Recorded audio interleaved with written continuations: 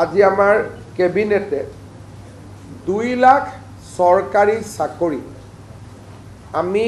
কি ধৰণে কেনেকৈ দিব পাৰিম এই বিষয়ে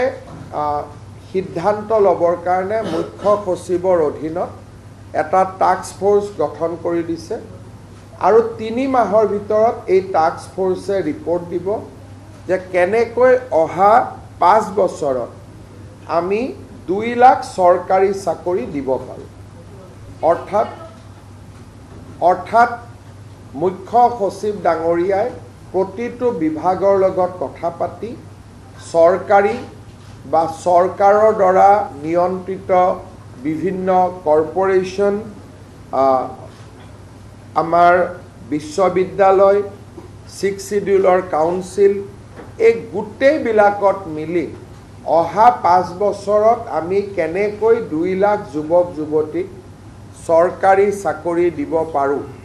তাৰ বিষয়ে প্ৰতিবেদন এখন দিবৰ কাৰণে মুখ্য সচিব ডাঙৰীয়াৰ অধীনত এটা টাস্ক ফোৰ্স গঠন কৰি দিছে যাতে আমি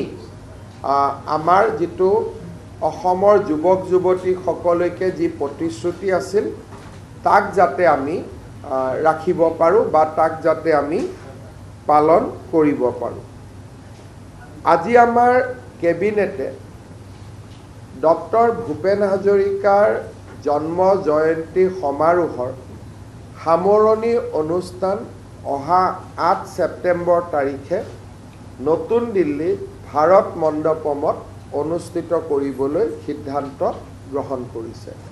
অৰ্থাৎ আমাৰ যি বৰ্ষজোৰা ভূপেন হাজৰিকাৰ জন্ম জয়ন্তী আমি উদযাপন কৰি আছোঁ তাৰ সামৰণি অনুষ্ঠান 8 ছেপ্টেম্বৰ তাৰিখে নতুন দিল্লীৰ ভাৰত মণ্ডপমত অনুষ্ঠিত কৰিবৰ বাবে সিদ্ধান্ত গ্ৰহণ কৰিছে।